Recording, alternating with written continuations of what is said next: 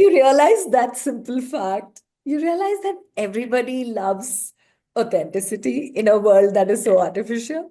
So it was the biggest answer for me.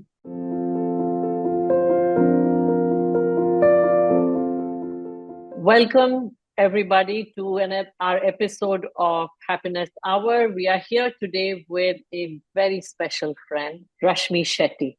She's a leadership, voice, and self expression coach who works with CXOs and leaders globally. She has completed advanced studies in the Bhagavad Gita, integrating its wisdom into her coaching program.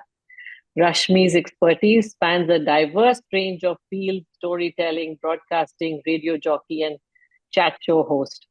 She has received national and international accolades for her radio documentaries and created signature coaching programs such as Vani, which is virtual articulation narrating instrument. Her podcast, You and I with Rashmi Shetty. So thank you, Rashmi, for joining us today and welcome to our show. Thank you. Thank you, Ashu. So, first of all, I would like to dive in with at least what's the most obvious question to me: this new look. Uh, I saw you on LinkedIn and I said, okay, I have to talk to you. I mean, I've known you for years, but this was like the boldest move I've seen. I know you told me you did it to fulfill a promise, and you said it in the most casual way, as if it did not mean anything. But I would say hair means everything to most people. In the era of hair colors, hair transplant, beauty treatments, external perfection, for you to go and shed them just for a promise. How did you cross this threshold? It was, like I told you, I was on a gratitude journey. Things went well. It was a personal challenge and it went well. So I thought, as a promise, as a gratitude to that entire process, which went well, I had said I would shave my head. And I didn't want to go to a temple and do it because I didn't know where the hair was going. And in the journey of my podcast, I'd met quite a few people who were working with cancer patients and understood cancer as a disease as well, which really debilitates a person. And I saw my own aunt who had such beautiful hair, how disappointed she was. So somehow I didn't realize that this was so ingrained in me that when I thought, okay, I'm going to anyway shave off, so why not do it with a good intent? And I started Googling to see, are there people who have a tie-up with an NGO that makes these wigs free of cost for patients who can't afford wigs? And that's it. The two met, and it was as easy as that. Because I think after a point when you've decided you're going to do it, there's no two ways about it. And it feels Yeah. very good because the purpose was very clear for me, that it's going for a good cause. And so there was not even an iota of should I or shouldn't I. It just all fell in place. Well, thank you for that. And I'm sure there are many who are grateful to you. It's a step not just of shedding your image, but into a larger step to authentic living, embracing yourself beyond the external identities. Do you see a shift in you when you're working with leaders or even at home? Well, at home, I have two boys in the age group of 25 and 28, and my husband. And all of them knew I'm going to take this step. But then again, the question came in family conversations, especially with my brother and my sister, that once I have done this, should I wear a scarf when I go before my clients, or should I just go like this? So the debate continued for some time. And I thought, okay, the best place to put this out was LinkedIn. And I realized that that's the easiest and the most authentic space to be who I am. I was like, okay, will this make any difference to the audience? Let me just be myself and put myself out there. But the response, Ashu, is something that really touched me. There were so many who called me and DM'd me to say, especially women, saying that we've been meaning to do this, but we didn't have the courage to take the step. how did you do it? How does it feel? I said, nothing. We are so worried about a world which actually doesn't care.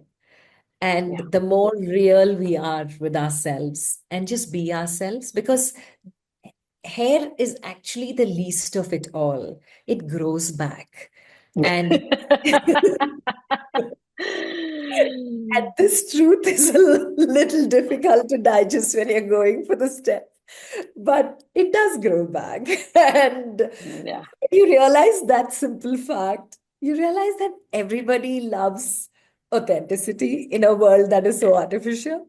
So it was the biggest answer for me. And when my coaching clients, when I do face to face with them or I do virtual, clearly the look has changed. So there was this client who came back for a coaching session, and the first reaction, my brother's intent was wear a scarf, because the moment they see you like this, they think that, okay, something must be wrong with her. Maybe she's back from a chemo or something. You are somebody who talks about authenticity. And if you don't embrace your look, how can you tell the world that you are being authentic? You're not walking your talk. These moments, actually, when I got on the ground, I realized I need to first be true to who I am and completely accept myself. And that LinkedIn video made a big difference in how I saw people see you, which was they accept you as you are, as long as you are Yeah. comfortable being who you are. And as far as coaching went, the client who had met me 2 weeks before and he had called in to say he's unwell came back 2 weeks later and saw my new look, and he was giving an update of his sickness, and suddenly he's like, Rashmi, is everything okay with you? And then I was like, yes. Yeah. Yes, I'm completely fine. This is just a promise fulfilled. And he was like, yeah, okay. And with newer clients, I noticed that they never even touched upon it because I was talking like, this is who I am. And so the question never came. And I realized very clearly, Ashu, that as long as you're comfortable with how you are, who you are, and you know what you're doing and why, I think that's all matters. That is so well said. I mean, reminds me of my journey with going with gray hair, and I had plenty of people wondering what's wrong with me. But I think it's really about embracing your authentic self. So you made, just going backwards a bit, Hmm. uh, from RJ to leadership coach. What caused this transition? Was it a natural progression, or did you see was there a trigger? In fact, while I was doing RJing, it was a part-time job for me. I was also parallelly doing facilitation. I was a behavioral facilitator. And the transition and the growth was happening parallelly because as I was getting into facilitation and different programs, the RJing bit gave me a lot of push to understand who I am. So that pulled me into becoming a chat show host on radio. And a lot of HR people I could draw in there into those conversations. And even there, while designing the program, it was always way deeper than just coming there and playing songs. I would always look for a theme, create some questions around it. And everything started falling in place where I realized that conversations, even when you can't see each other, can be deeper. And radio is such an underestimated medium. There are so many people, even now, who like and spend their time with radio. And another whole chunk of people who we don't realize, but for whom radio is such a big connector, is the world of people who are visually impaired. And it didn't hit me at all till in one of the request shows, there was a guy who called up and he was like, and it was one of my last shows. So I had announced that I'm leaving radio. So he calls up and he's like, Rashmi, you don't know how you have changed my life. And I just laughed and I said, oh, yeah, okay. Not only you, I think everybody is the same. He said, no, I'm different. And so today I want to dedicate a song for you and to my classmates from a school. He mentioned a school in Bangalore. And I was like, okay, any special occasion? So he was like, no, it's for all of us who find joy in the world of music because we cannot see. And that was the first time I realized that he cannot see. Wow. And I realized at that point how much this meant to him, these songs, me reading his messages on air without knowing that this person was visually impaired. I had connected to him at such a deep level, which for me, I realized was there's so much in our human connect, which is part of leadership facilitation. And as a leader, we talk about why it is important for you to be authentic, to connect to the human in your team rather than the designations that we are working for. Yeah. So everything started making sense to me. And by the end of my radio journey was when coaching also happened. I got into my coaching journey, and when I finished my credentialing of a PCC from ICF, that's when I started my company, The Third Eye. And so I realized this needed more focus. And I slowly moved out of radio, which had transformed me in that 10 years that I was a radio jock, into understanding how to be authentic in a room, which is half the size, a really small room. You have a console in front of you, faders in front of you, a system which talks to you through the screen, assuming the city is listening to you. And you are speaking to yourself literally to that screen, but you're connecting to so many people you don't even know. And that's where I understood so many things, Ashu. That entire 10-year journey gave us a lot of self-connect, allowed me to understand what facilitation I was doing about communication. The bottom line of all I did till then was communication. And I realized that over the years, that was something that was also what coaching was talking about. And in coaching, I loved the journey that I took with myself to become a coach and a lot of self awareness that happened there, which led me into who I am today. So it was just all the dots connected when I started looking back and seeing how life had designed my entire life. So, how the vibrational frequency from the radio to you back Oh, changed yes. your life Yes. completely. Coming to the, I think, question which I like asking everybody. What does happiness is an evolving definition for most of us. True. What does it mean to you today?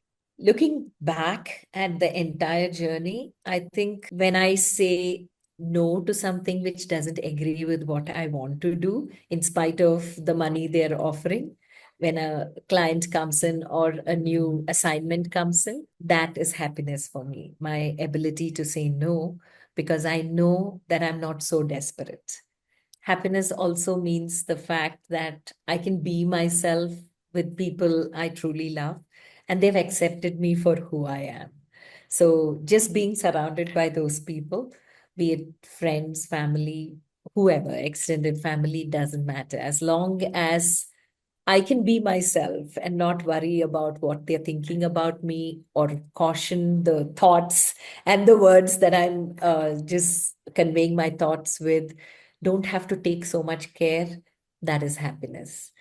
The journey that I look back at whatever life has designed for me because live in surrender. For me, the Bhagavad Gita has been my biggest point of connect. And when I was confused what to do with myself, I got my answer in the Gita, where in the 11th chapter, there is this phrase where Krishna shows the Vishwarupa Darshan and Arjuna looks at it and he says, how is this possible, Krishna? I can see the entire clan, Kaurava clan, alive in front of me, and you're showing me them dead in your mouth. How is this possible? So at that time, Krishna explains to him, saying that this is the future. And to create this future, I need an instrument or a nimitta. So the phrase is nimitta matram bhava savyasachin, which is merely be my instrument. And I realized, so life is that simple. All I need to do is do what I'm supposed to do and not worry about the outcome. And when I surrender it to the higher power, then I'm just being an instrument, which is far more easy than worrying about what the outcome is going to be. And that itself eased out so much into whatever I did then on. So for me, happiness became that point. That was my biggest aha, where I have no regrets when I look back on anything that I've done because I put in my best shot in each of those. Some really worked, some didn't. That is happiness. Just putting my best foot forward as well and living in surrender and gratitude. Thank you. Thank you so much for that. Uh, being present to every moment and living from that space of gratitude, empowerment, and surrender. Thank you so much for that. So, you share this whole learning in your program, Vani, to empower other women. Yes. That's where I see you having become the instrument. Yeah, true. And can you tell us about Vani? Vani is my third baby, born in the pandemic because in the pandemic, when everything and all of us went inward, it it was a time for me to reflect because I was doing a lot at that point of time, and suddenly nothing was happening in the external world. I was like, okay, now what can I do to make a difference? And I noticed that this entire concept of voice was a word that was associated with me. And when I sat down and started writing down what is it that I've done over the years and what is it I can give, because I remember in a webinar, it was Marshall Goldsmith, I think, who said that this is your time as coaches to see how you can serve. So see what you can give leaders. Call them, get in touch with leaders you have worked for, and say, what is it that I can do as a service for you or your team? And that actually put me in one step behind of where I was, saying that, okay, let me now think what I can give. And I realized a lot of women I was talking to who were on their career path were completely stuck because suddenly they were at home, they had to look after home, they had to look after kids, they have to look after their own meetings and cooker whistles along with the meetings that happened. And they used to laugh and talk about it, but somewhere there was an iota of what is happening to me. And sometimes they were frustrated, but they could not show it out. The husbands would show it out, the children would show it out, but then the women always kept it within. And that's when I thought, okay, Vani, I wanted a program which had an Indian name. And that's where I came upon Vani, which in Sanskrit means speech. And I thought, okay, this is another area that women, a lot of them I had met and spoken to, were struggling to voice their opinions, whether on the table, whether they are invited, when they are invited, they always have a problem sharing their opinion. And it is like, will I be judged for this? Well, that was one fear. And the other fear is, what if I am rejected? So these were two big fears. And where do I voice what I'm feeling was the third one. So that's where Vani was born, as a confluence of all of these. And since most programs were virtual at that time, the name came out as Virtual Articulation Narrating Instrument, which is our voice. So Vani also had that English translation because I tried it with my friend who's no more. But Alison was somebody who was based out of England. And with her, I tried this. We did a webinar together. And after the webinar, she said that I really like the way you speak. Can you give me coaching on how to speak like you do? And I started laughing. She said, no, it's not only me. My sister, who was part of the webinar, also liked the way you conveyed your ideas. And so I thought, okay, let me experiment with you. And that's how the journey began with voice with her. And I started realizing that it doesn't matter. Globally, women have certain aspects in voicing themselves, which needed to be addressed. And that's how the design of Vani began. And today I'm so happy that more than like 75 to 100 women have taken Vani as a program over the last 4 years, which gives me immense satisfaction as a coach that they have found their voice. And that's where the hashtag voice in me came in, which for me is again a derivation of the Gita, because there is that divinity within, which Hmm. most of the time, because of the validations from without, we focus on, that we forget to connect with it. So that's where the voice in me came out and became my hashtag that I use in most of my articles. So it's connecting to the divinity within to help bring out the best version of yourself. Congratulations, and I wish you all the very best with Thank many, many more women finding their voice. And I completely get that because culturally, I know how difficult it can be you. for women to be authentic, be real, to voice themselves. That sense of suppression and fear is so high. We all do have a unique voice which gets buried. If you had to give a few tips to people from all your years of experience and your programs, what would you tell them? The first and foremost, most important tip actually with your voice is your breath. Okay, so breathing exercises really help you enhance the way you sound. And the more often you do mindful breathing, it could be pranayama, it could just be simple breathing in, inhale and exhale. Whatever be the simplest form of breathing that you can do, mindfully sit down and do it. Because a lot of our emotions are expressed through our voice. And many people make out our emotional state, and that way we give away our emotional state. And that is where most people also manipulate the state. So if you're able to hold that ability to not give away the emotional state, you seem more in control. And that is with breathing. Breath is our life. That's why it's called prana. And it is important for us to connect with it. So the first and foremost is that mindful breathing. The more you do those breathing exercises, the more deeper your voice is and the more powerful it is. So breath is hugely connected to the voice, and therefore working on your breath is very important. You don't have to do anything complicated, just mindful breathing. And before you get into a meeting, very important.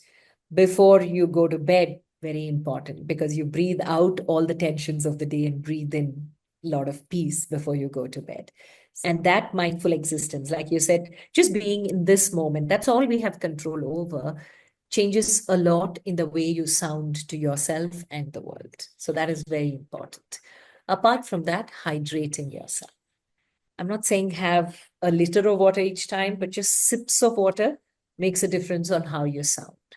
And having come from that audio world of radio, it's a huge, huge plus when your voice sounds a lot more fluid rather than stuck.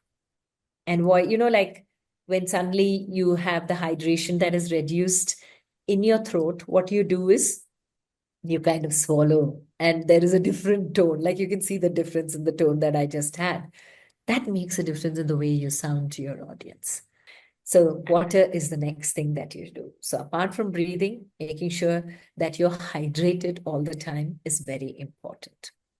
Another very important thing, again, derived from the Gita, is this attitude of detached attachment, where you kind of build that emotional ability to make sure that you are not giving away the emotional state you are in. So the ability to detach yourself and look at anything more objectively is another attitude that you need to build. So the more you start working on these three prime factors, the rest just fall in place.